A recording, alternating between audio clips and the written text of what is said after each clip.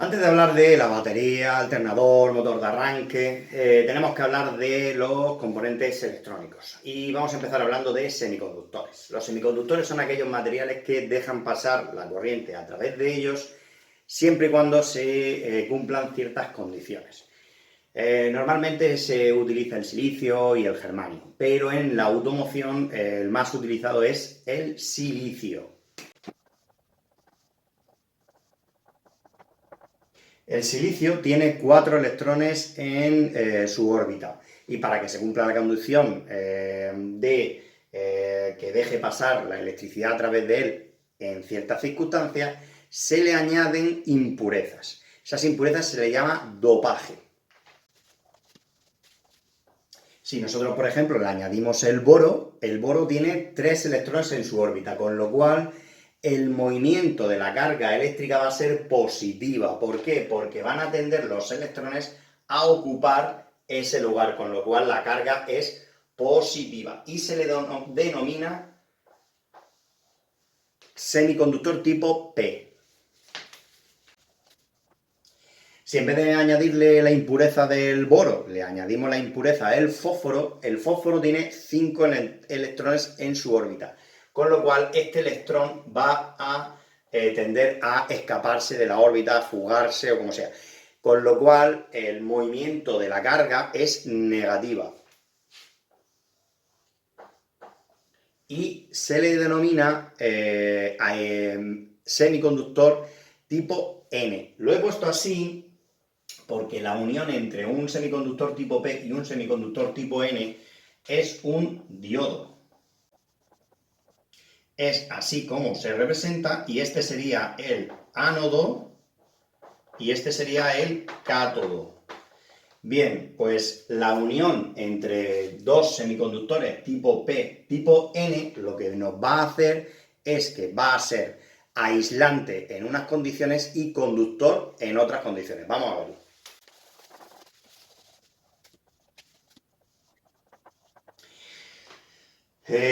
Tipo P y tipo N. Si nosotros, por ejemplo, le aplicamos una carga negativa sobre el tipo P, lo que va a pasar es que efectivamente este electrón va a tender a ocupar este hueco libre y la carga negativa va a tender a ocupar este hueco que hay aquí. Pero ¿qué es lo que pasa? Que este electrón va a intentar saltar aquí, pero como aquí no hay ningún hueco libre, recordad que aquí tendríamos una carga positiva, como aquí no hay ningún hueco libre donde saltar, no pasa electricidad. Con lo cual, ahora mismo este diodo está haciendo de aislante. Sin embargo, si nosotros le hacemos una carga negativa sobre un semiconductor tipo N, o sea, PN, pero le hacemos la carga negativa sobre el N, o sea, sobre el cátodo, lo que va a pasar es que este electrón suelto que hay aquí va a ocupar este hueco que hay aquí. Aquí ya tendremos 4 electrones, pero como va a tender a saltar hacia acá, este electrón va a saltar. Este hueco lo va a aprovechar, este hueco lo va a aprovechar y este hueco lo va a aprovechar, con lo cual la carga negativa pasaría aquí. Ahora sí que está dejando pasar electricidad. Recordar que la electricidad va de los electrones. O sea, los electrones van desde el negativo al positivo, pero nosotros estamos diciendo que la corriente eléctrica va de positivo a negativo. Con lo cual, en este momento, este diodo, si está polarizado con una carga negativa sobre el N, dejará pasar la corriente a través de él. Esto es un diodo. Como veis, tiene a la derecha una franja gris, con lo cual ese lateral es el cátodo y el lateral izquierdo es el ánodo. Bien, pues con un diodo, una bombilla y una petaca, vamos a ver cómo vamos a polarizar directamente el diodo para que se comporte como un conductor, y si lo hacemos la polarización la hacemos inversa, se convierte en un aislante. Como hemos dicho, este lateral es el cátodo y lo vamos a conectar al negativo y esta parte al positivo. Y como veis, ahora que está conectado, como veis, ahora mismo el diodo, al estar polarizado de forma directa, es un conductor. Vamos a cambiarle los polos para que veáis que si hacemos una polaridad inversa, no deja pasar la corriente el diodo, no se enciende la bombilla, por lo tanto ahora mismo el diodo se está comportando como un aislante. Esto es un diodo LED. Los diodos LED se utilizan ahora prácticamente en todos la iluminaria del vehículo en interior, sobre todo el cuadro de mando, porque trabaja con 2 voltios y consume muy poco, con lo cual pues está muy bien para el cuadro. Al igual que un diodo, si nosotros polarizamos el diodo LED de forma inversa, no se enciende. Y si nosotros polarizamos directamente el diodo, se enciende. Bien, esto, para que lo veáis, es un diodo LED especial porque tiene un parpadeo. Este diodo está preparado para estar parpadeando de forma continua cuando recibe corriente. Si os dais cuenta, lleva una resistencia. ¿Por qué? Porque trabaja, la luz del LED trabaja a 2 voltios, con lo cual es muy fácil fundir un LED si sobrepasamos esa tensión. Pero actúa igual que un diodo. Lo único que pasa es que este diodo LED, cuando pasa la corriente, se ilumina. Luego hay otros que se llaman diodos Zener, que solo conducen corriente a través de él cuando se sobrepasa una tensión determinada. Y siempre trabajan de forma inversa, es decir, que solo deja pasar corriente a través de él cuando está polarizado de forma inversa. Si a una corriente alterna se le engancha un diodo, lo que va a hacer el diodo es que se va a poner en fase de rectificador de corriente. ¿Por qué? Porque estamos diciendo que el diodo va a dejar pasar lo que es la corriente a través de él en función de la polaridad. Como sabemos, la corriente alterna va cambiando su polaridad de positivo a negativo de forma continua durante el transcurso que dura lo que es la corriente eléctrica. Por lo tanto, si nosotros ponemos en una corriente alterna un diodo, lo que va a hacer es que cuando esté en fase de polarización directa va a dejar pasar la corriente, pero cuando esté en el tiempo de polarización inversa no va a dejar pasar la corriente, con lo cual la curvatura la va a alterar. Y aparte, si nos damos cuenta, esto que era la frecuencia de la corriente eléctrica la divide prácticamente por la mitad, al 50%. Es decir, que si a lo mejor nosotros teníamos aquí 50 hercios, al pasarle un diodo lo pasa a 25 hercios. Con lo cual baja la intensidad de la corriente cuando le colocamos un diodo. Un transistor son 2 diodos que su parte central es común. Si nosotros unimos un diodo PN con un NP, como compartirán la parte central, se convertirá en un transistor PNP. Y estos 2 diodos, al compartir la parte central, se convertirá en un transistor NPN. Su simbología es esta. Pero cuando veáis un transistor veréis que tiene 3 patas. Independientemente de si es un PNP o un NPN, El nombre de las patas es la misma. La parte central se llama base. Tendremos un colector y un emisor.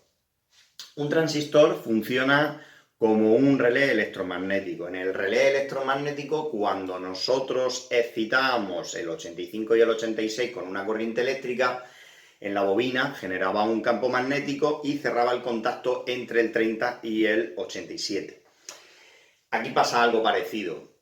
Si nosotros excitamos la base con una corriente eléctrica, habrá una corriente eléctrica entre el colector y el emisor. Y la peculiaridad que tiene es que la intensidad de corriente que va a pasar entre el colector y el emisor será de 100 veces más esa intensidad de la que pasa por la base. Bien, ¿cómo excitamos la base dependiendo de si es un PNP o un NPN?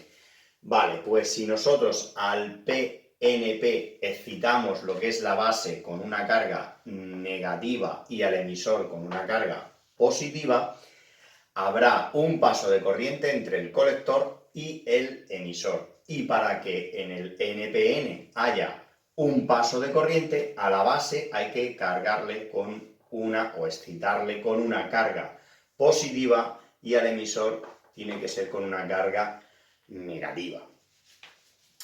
Pasa una cosa entre el NPN. Si nosotros, por ejemplo, en el NPN aquí excitamos la base con 5 voltios, pero en el emisor encontramos una tensión de 12 voltios, no va a haber corriente eléctrica entre el colector y el emisor. Pero si tuviéramos 3 voltios en el emisor, al haber una diferencia de tensión de 2 voltios entre la base y el emisor, habrá una corriente eléctrica entre el colector y el emisor.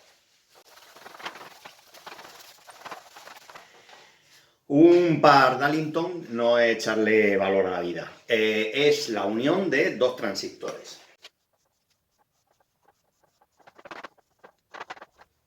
Físicamente lo vamos a ver exactamente que un transistor, o sea, va a tener 3 patitas. Va a tener una base, un colector, comparten el colector y un emisor. Si nosotros a este par Darlington o a la base de este puente o cascada de transistores le hacemos pasar una intensidad de corriente, generará una corriente o dejará pasar una corriente entre el colector y el emisor 1. Pues la intensidad de corriente del emisor 1 será 100 veces más que la que pase por la base, con lo cual el emisor 1 tendrá 100 veces más intensidad que en la base.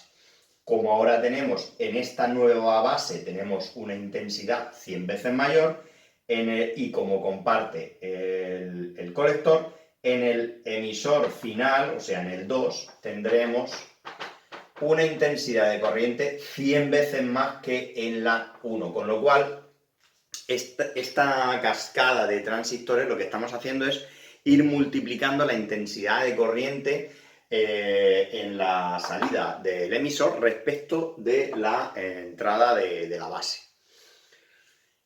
Todos los transistores tienen una pequeña pega, a diferencia del relé electromagnético, y es que los transistores se calientan. ¿Por qué? Porque aunque en la base haya una tensión muy poca, o por así decirlo, si nosotros tenemos una intensidad de corriente muy baja en la base que no hace dejar pasar corriente entre el colector y el emisor, es como si tuviéramos una resistencia.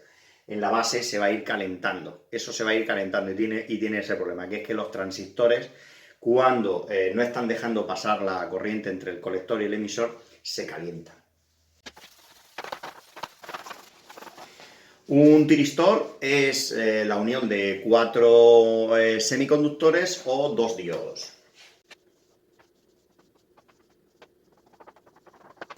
Ahora, la parte común entre comillas, se llamará compuerta, tendremos la parte del ánodo y la parte del cátodo. Para que haya un paso de corriente entre el ánodo y el cátodo, la compuerta tiene que excitarse o cebarse, pero solo hace falta una vez. Quiere decir que con que aquí haya la excitemos solo una vez, dejará de pasar la corriente entre el ánodo y el cátodo, independientemente de que aquí se cese la intensidad, con lo cual habrá una corriente eléctrica de forma continua.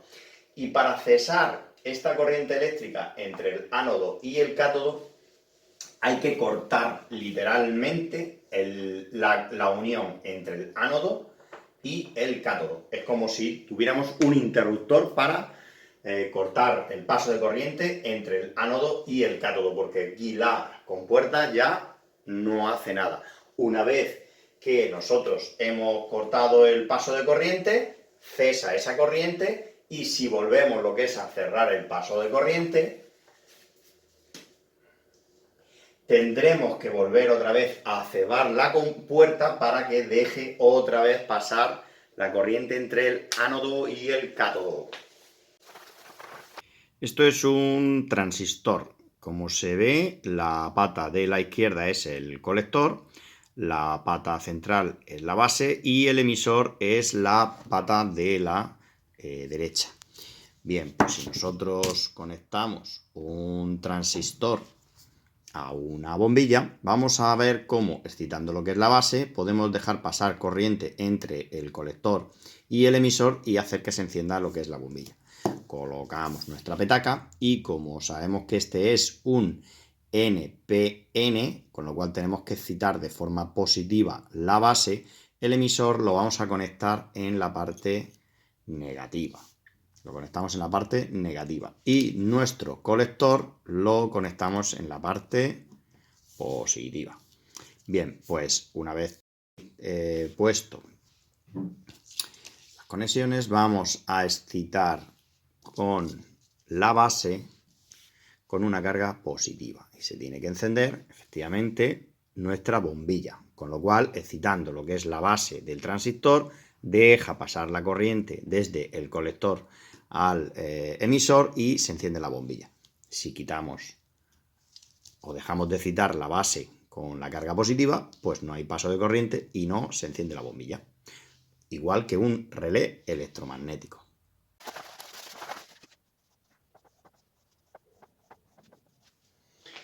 Si nosotros hacemos pasar un campo magnético a través de un semiconductor y le aplicamos una intensidad, va a generar en el semiconductor una nueva intensidad que va a ser perpendicular a la intensidad que se le aplica. Es decir, si nosotros,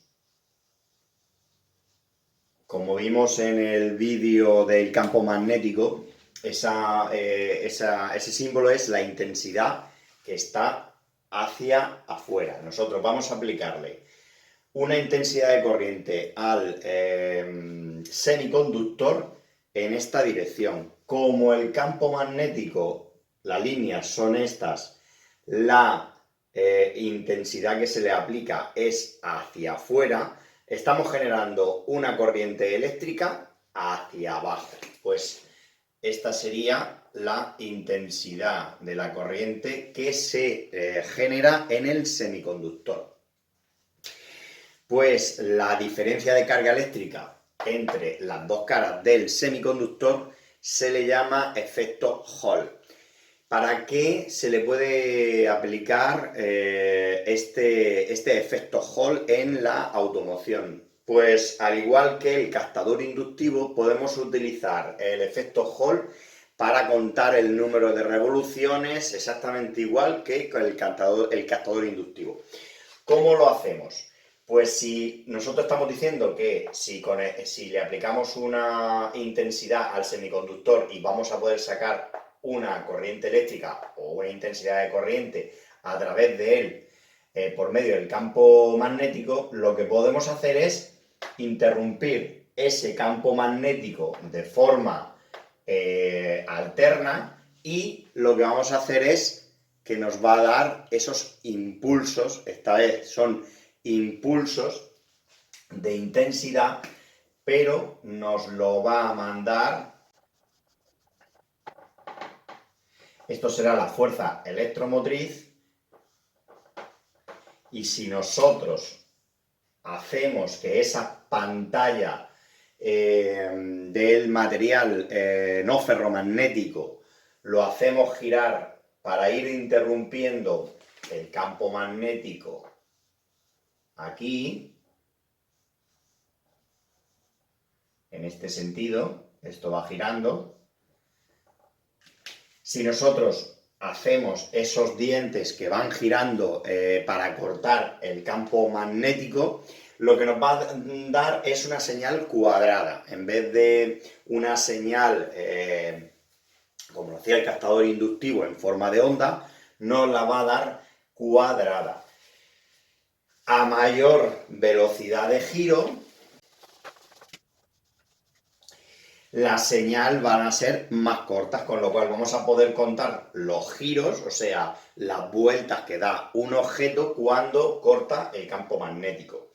Y también lo que podemos hacer, igual que en el captador inductivo, es que si a esa rueda le falta un diente, la señal sería así, sería que da pico de señal, no daría nada y daría el resto de picos de señal. Bien, aquí podemos identificar igual que este es el punto muerto superior. Vamos a hacer una comparativa con el captador inductivo.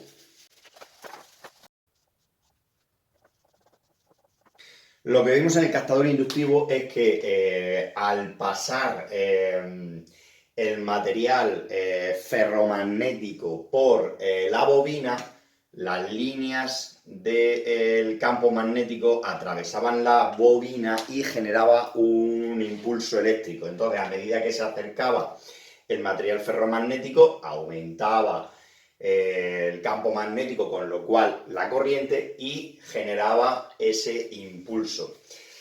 Esto en el sensor Hall, en este caso, se hace, a diferencia que aquí es un material no ferromagnético, en esta rueda sí que es un material ferromagnético.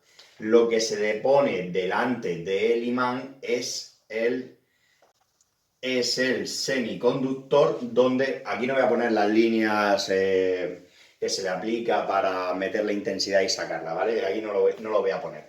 Pero delante se pone el semiconductor y aquí estaría lo que es la rueda. ¿Qué es lo que pasa? Cuando el material ferromagnético pasa al lado del campo magnético, lo que va a pasar es que las líneas del campo magnético van a atravesar el semiconductor y va a generar una intensidad de corriente que nosotros vamos a poder aprovechar. Es lo mismo que aquí. Y nos daría una señal cuadrada que nosotros la podríamos aprovechar para medir las revoluciones que da un objeto, o mirar cuando falta un diente, por ejemplo, en el volante de inercia, para ver dónde está el punto muerto superior. Un vehículo dispone de sensores y actuadores. Los sensores son aquellos elementos del vehículo que detectan una variación en el exterior y mandan un impulso eléctrico a la centralita para informarle de esa variación. Puede ser un sensor de temperatura tipo NTC, PTC, puede ser un sensor Hall, algo que informa a la centralita de alguna variación o de algo que está pasando en el exterior.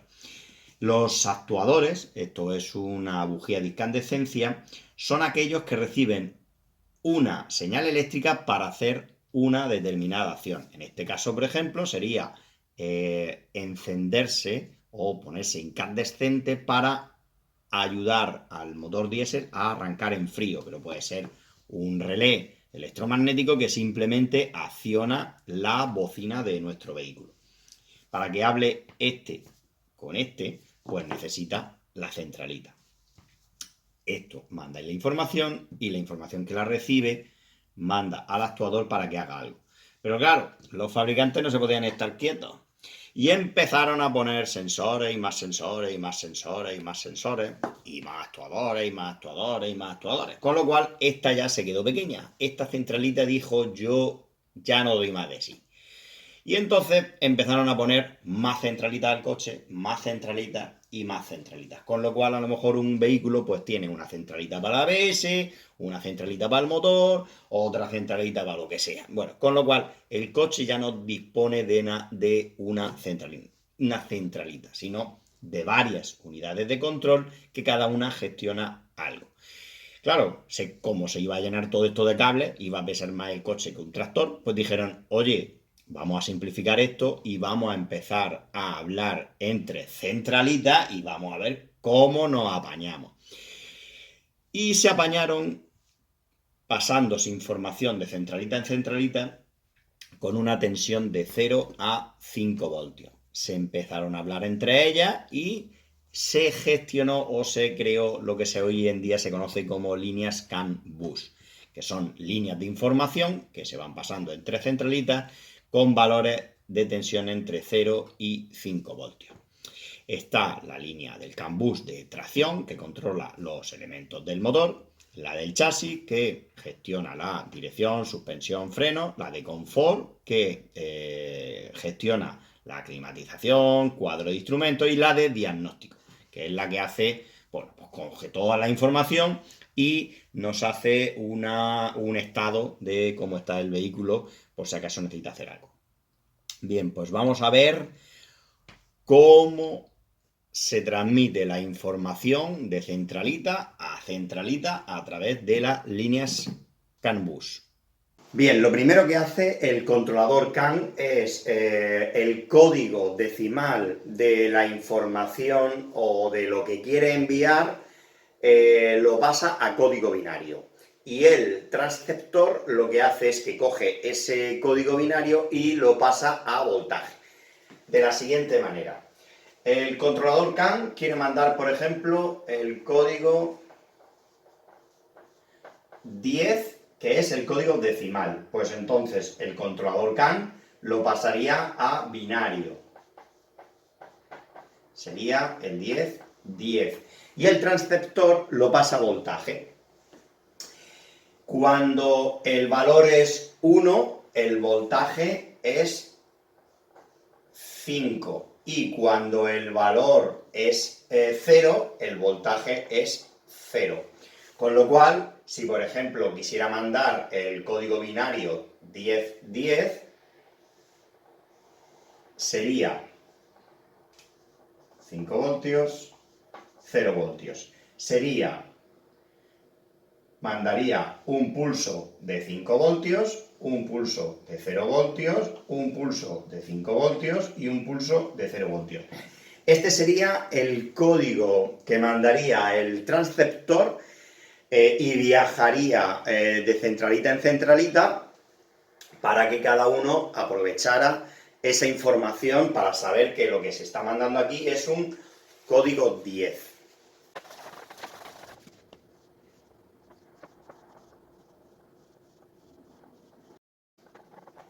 El gateway es donde todas las centralitas o donde pasa toda la información de todos los CAN bus que dispone del coche. Está, como dijimos, el del chasis, el de diagnosis, todos los CAN bus que hay en el vehículo. Tened en cuenta que esto va avanzando. Ahora habrá otro CAN bus que controle la gestión híbrida del coche, cuando cambia de híbrido, o sea, cuando cambia de eléctrico a combustión, con lo cual todas estas centralitas se van aumentando. Pero bueno, en principio las que estuvimos hablando, la de chasis, diagnóstico, la que gestiona lo que es el freno, suspensión, la que gestiona la confortabilidad. Bueno, pues todas estas centralitas se comunican o mandan la información por estos hilos que van entrelazados a la gateway.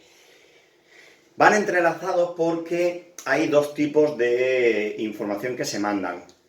se mandaría un código de voltaje, por ejemplo, si antes hemos dicho que mandaría un código de voltaje de 5 voltios, 0 voltios, 5 voltios y 0 voltios, esa la mandaría una de las líneas. Hay dos líneas. Una de las líneas, la low y la high. La low, por ejemplo, mandaría ese voltaje. Pues la high lo que mandaría sería el contrario. 0 voltios, 5 voltios, 0 voltios, 5 voltios. Lo hace así porque si hay algún tipo de interferencia por cualquier problema que haya en el coche, pues como va a afectar o va a modificar esa interferencia, ese voltaje que está mandando por una de las líneas, también afectará a la otra línea que la está mandando en sentido contrario, y ya la centralita dice, ah, vale, pues lo que quiere decir es esto. Así es como se comunican las centralitas entre ellas. Por ejemplo, tenemos el control de velocidad puesto y están aumentando las revoluciones del vehículo. Pues esa información la recibe el bus el que controla la gestión del motor y manda otra información para advertir a la inyección de que debe de ir cortando un poco inyección para que el vehículo no sobrepase una velocidad. Pues tanto la primera información como la reacción que ha tenido el bus del motor, esa información también la recibe el CAN de confort, que gestiona la climatización del vehículo. Y todo eso lo recibe y lo tiene que administrar de alguna manera. Lo lee y dice, a mí esto me la trae al pairo. Y coge y la desecha. Todas las centralitas reciben toda la información que se está enviando entre sí a través del gateway. Pues no se podían estar quietos y añaden más cosas. Ahora están añadiendo otra cosa que se llama el link bus, que es otra centralita maestra, que también está conectado al gateway, pero que a su vez controla 16 esclavos, por así decirlo, esclavos que pueden ser pequeñas centralitas que gestionan el techo eléctrico, gestionan el calor de los asientos, gestionan el calor que mandan a los espejos retrovisores, lo que sea. ¿Qué es lo que pasa? Que todo esto que se le está añadiendo al vehículo, bueno, hay otro que añade que se llama el MOST Bus, que es por fibra óptica y que gestiona la televisión, el GPS. Todo esto lo que está haciendo es aumentar los consumos del vehículo, pero eso sí, haciendo una gestión del vehículo totalmente digital. Al final todo esto se va mandando información que va muy rápida y que si todo esto siguiéramos mandándolo con cable de cobre, pues bueno, pues te puedes imaginar el despropósito del vehículo. Pero bueno, ahí es como lo van gestionando y van avanzando más cosas que yo por ahora desconozco. Bien, lo que vamos a hacer también es que hemos visto cómo se comunican, hemos visto qué es lo que hacen, pero también las centralitas gestionan esos códigos de voltaje y mandan otros en función de lo que reciben. Vamos a verlo porque se hace a través de las puertas lógicas. No me voy a extender mucho en este tema porque es muy de electrónica y por ahora solo necesitamos comprender qué es lo que son o qué es lo que hacen, lo justo para que no nos estalle la cabeza. Bien, tenemos 4 tipos de puertas lógicas, las principales. Tenemos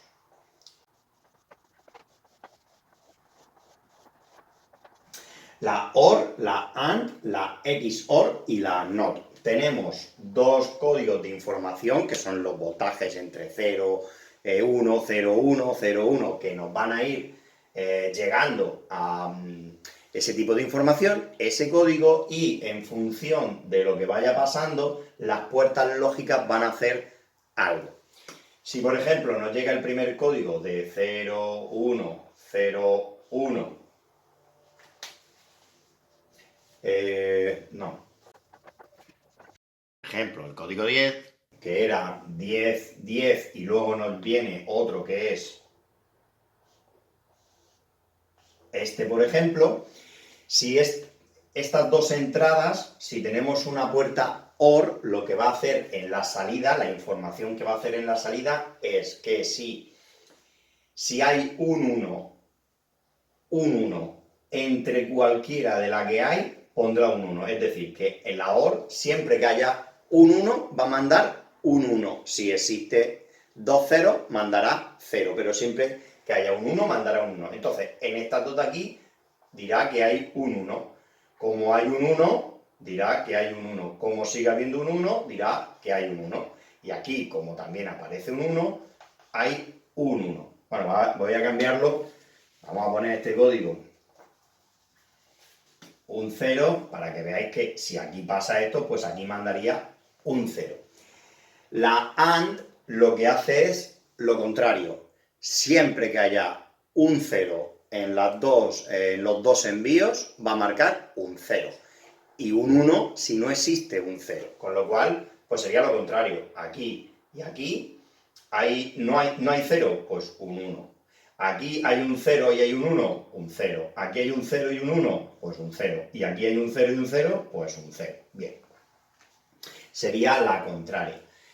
El XOR lo que hace es que si la suma de los dos códigos es par, un 0. Y si es impar, un 1. Por lo tanto, 1 y 1, 2, pues sería 0. Este es impar, 1. Esta suma es impar, 1. Y esta suma es par, 0. Y la NOT realmente solo trabajaría con una entrada. Y lo que hace es, vamos a olvidarnos que tenemos la B, y la NOT lo que haría es mandar la información inversa. Si le mandan un 1, pone un 0. Si le mandan un 0, pone un 1. Si le mandan un 1, pone un 0. Y si le mandan un 0, pues pone un 1. Y que sepáis que todas estas puertas lógicas se pueden ir combinando y al final... Mira, que trabaje la centralita porque yo bastante tengo con arrancar el coche.